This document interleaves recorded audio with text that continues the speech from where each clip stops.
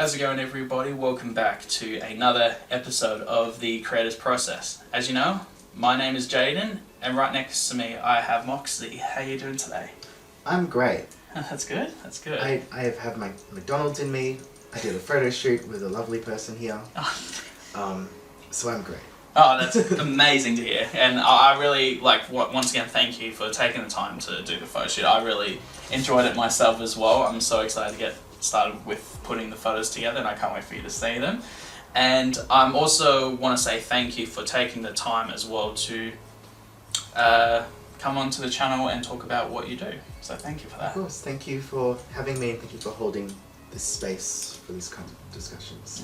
Absolutely. I think for me, this is what I want to try and do for the creative process, is try create a safe space for people to talk about what they do. So it's my pleasure. And so I guess for people watching at home, can you tell us what do you do with yourself when it comes to the creative arts? Alright, so my name's Moxie Delite. I'm a drag and burlesque performer. Got my start in drag and then invaded the burlesque scene. I'm a show producer and I do live streams sometimes, so I'm usually doing creative things in the very niche, very alternative part of art, so I'm into anything that's experimental, theatrical, and outside the realms of, I guess, classic and clean and polished. So yeah, wow, that's awesome. I actually have to say I do love when I haven't had to been able to catch your live streams before, but I've always loved seeing the highlights that you've done and all the guests that you've had, and it's really cool how you do create your own live streams and all that sort of thing, and then you've kind of gone from, as you said, you started from drag and then you're moving into burlesque, so kind of draglesque.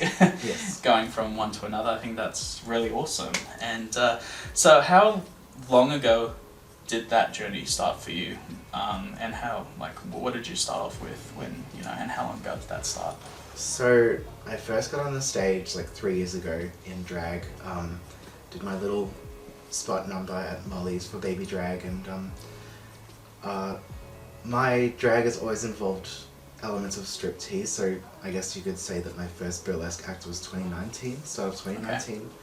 Then during 2020, yes, last year, I did in-person classes, then we went into lockdown, then I did a few online classes because it kept me sane and so much to learn. So I got to do a lot of classes with Mason Burlesque, and now I'm here. Yeah, amazing. I started live streaming last year as an idea in lockdown, so I do Delightful Discussions. It's this live stream every Monday, which I go into one topic with a few guests for around an hour or so. So it's usually a creative or identity-based political, social discussion. And I did that last year in lockdown because there was a point when the horrible death of George Floyd, and that sparked this recent wave of Black Lives Matter. And as a person of color, I've been gaslit about my identity for years now. That when that happened and the whole world started to see this huge racial movement, I realized that everything I experienced, macro aggressions across the years that I've been on this earth, are real, and the time to use my voice is now. Yeah. And that's what Delightful Discussions really was born out of, was so that I could hold those conversations and just be present as a person of colour in these queer discussions. And then of course creating platforms for people who are outside the norm or the boundaries of X, Y, Z. Because as someone who has been on the outside of everything for years now, it's important for me to give a platform to those people too, because when I started, I had someone, a gorgeous drag queen, who had never met me before, made me feel welcome in a space that I'd never been in drag, and that touched me so much that why wouldn't you want to give that to other people? Why wouldn't you want to make other people feel welcome? Yeah. And especially in drag, in burlesque, when people, you know, in drag it's a lot of queer people finding their community, finding themselves as queer people when they've never had a sense of community. And then in burlesque it's these women finding this empowerment and this fabulous like art form for their bodies and dance and femininity, masculinity. Why would you want to gatekeep that? Why would you want to make that inaccessible? Why would you want to deny someone a sense of community? Yeah. So it's always been important to me to build that.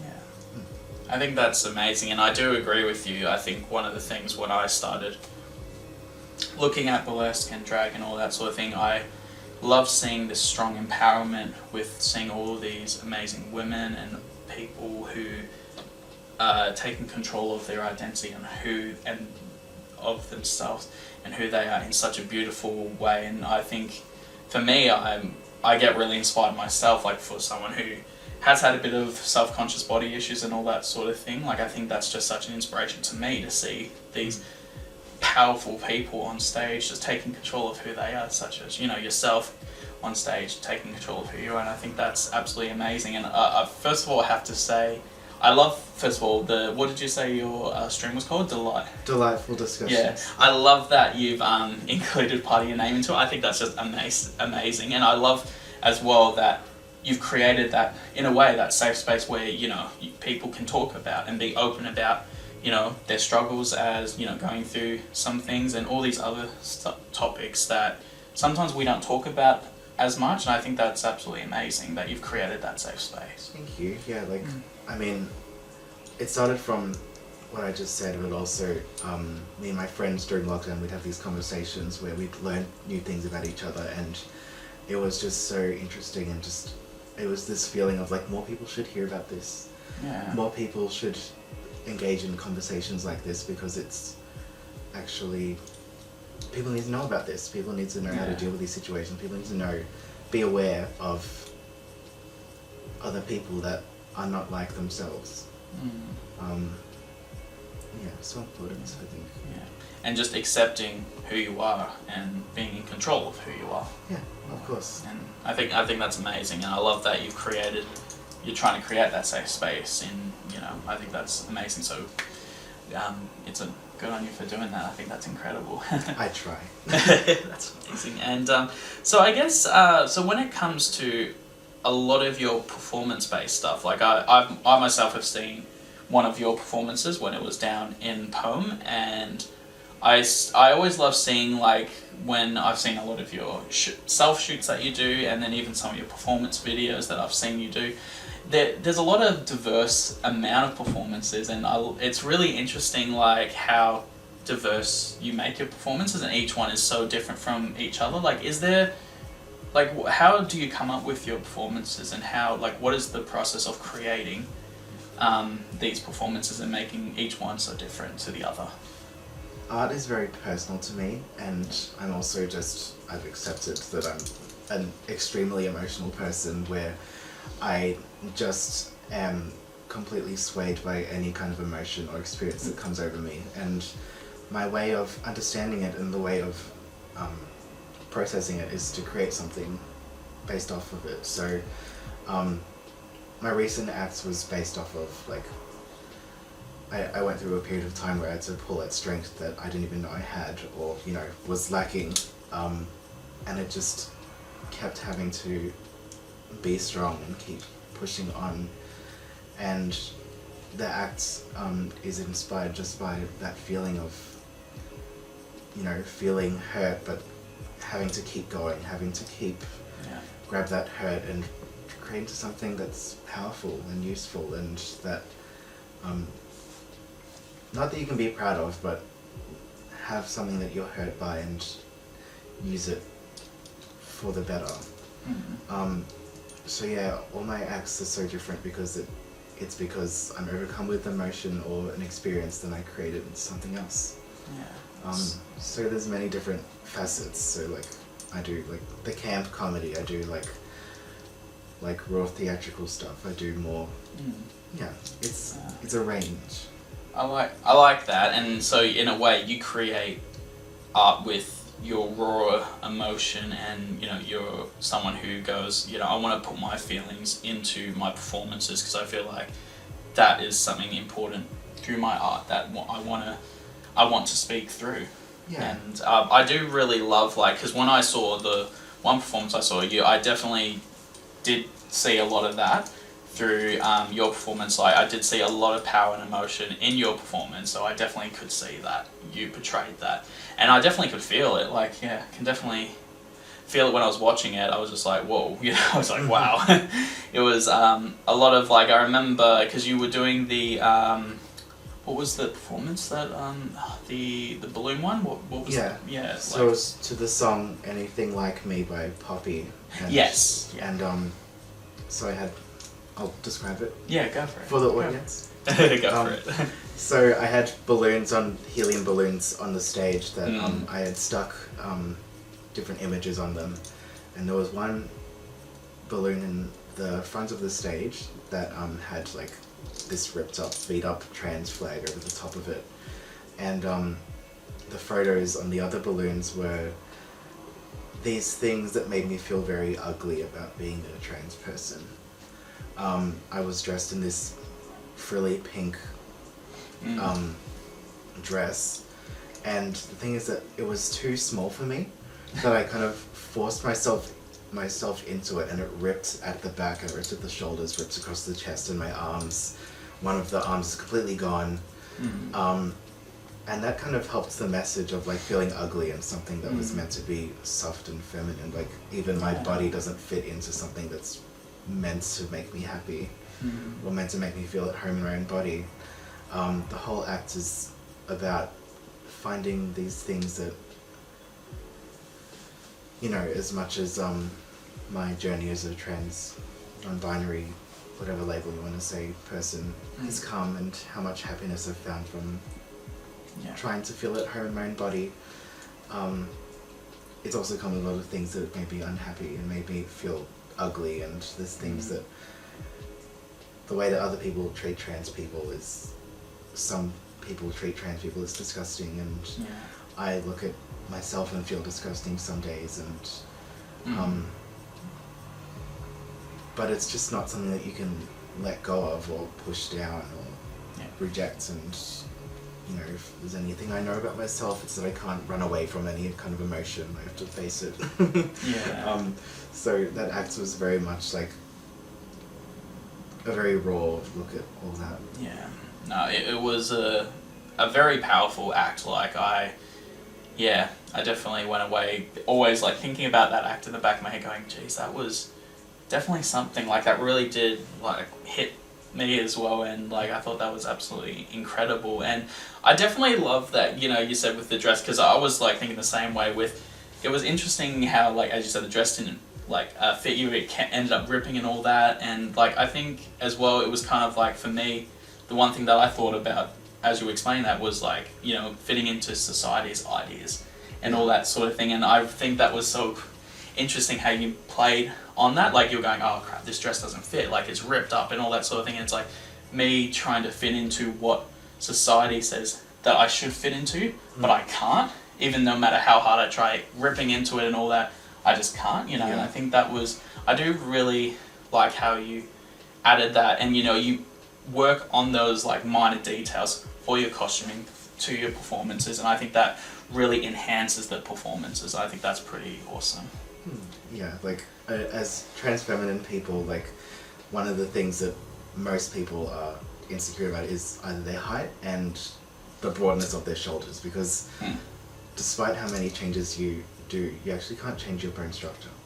But you can't change your bone structure at all, and for trans feminine people, that's a hard thing to process. So I feel quite good in the clothing that I have, but then my shoulders will stick out, or I don't know, some features I don't like, or I'm learning to love right now. So fitting into feminine clothes and then finding out that you're too big for them it can be a a triggering or a annoying thing to have to come into. So when it ripped, I was like, oh, this works. It's like, oh yeah, that worked out well. Like, I mean, like, I try to embrace the mistakes in that way because that's what makes it more raw and more authentic. So when I performed this act in this corset, like the corset actually ripped open too quickly. Okay. So before it was meant to, so I was holding it together until it was meant to come off. And it was for that act that's about, like, you know, strength, like trying to hold yourself together. Oh yeah. And I was like, oh, that came off too quickly, but I was like, that kind of works though. Yeah, like that actually worked really well for you then. Like, my mum is an artist and she was always like, never erase the mistakes that you make on your artwork because that's what it's meant to be like, or that's your own personal touch to it. And like, what amount of perfection can make a mistake? Yeah, like, and I think for me, like, as someone who's a photographer and all that sort of thing, I've actually had times where I've gone, oh wait, I think I made a mistake, but then I look back at it and I'm like, actually that works. That actually works really well, you know, and I'm just kind of like, I actually don't, like, so now I don't see them as mistakes, you know. I kind of call them in a weird way, like happy mistakes, where like it ends up actually working really well, and you just kind of go, actually, you know what, that actually, you know, I think I'm gonna stick to that because that actually turns out and actually enhances what you're trying to create. And I think, you know, you try and, like, people, I think there are times where people think as artists and as creators, they go, oh no, I made a mistake, this is like the end of the world and all that sort of thing. And it's like, what, you know, like, I can't remember the quote, but it was like someone made I think it was an anagram in fail, which is first attempt in learning. You know, when we make a mistake, you know, we're trying to figure out how to enhance it, make it better, and, you know, don't see it as a negative thing, see it as a way of going, okay, this actually works well. Or sometimes we go, no, okay, it didn't work, but I'm not going to see that as a fail. I'm going to see that as a way of going, how can I do that better? How can I create, you know? Failure isn't as scary as what people make it out to be. I mean, of course it's scary, but there's so much more to it than just the scary part. Oh, definitely. Like, I always say to people sometimes, I'd rather sometimes fail than succeed, because once you succeed, you stop there and you kind of go, all right, what now? Like, you know, you kind of go, all right. But when I, like, fail, like, I'm going to say this, fail, like, I am still on this journey to figure out how I can do this better, how I can create better. So for me, I'd rather do that because it gives me on a journey, because, you know, I love the quote of, it's not the journey, it's about the journey, not the destination at the end of the day. Because once you hit the destination, that's when it's over, you know? So I'd rather be on that journey for a while. And that's the great thing about burlesque too, is that, like, in drag, like, if you repeat a number, then people don't necessarily like it. In burlesque, you can repeat your acts. Like, that's the norm, that you just get better and better. Yeah. And, like, I love that model so much because it just embraces that, you know, if the act's a work in progress, it's a work in progress. But also, like, it can still be amazing for what it is. Yeah. Like, that first time I performed the act in this dress, like, there were things I didn't like about it, but the way that it worked out, like, even though it was imperfect, it was still good. Yeah. Like, I was happy with it. Yeah.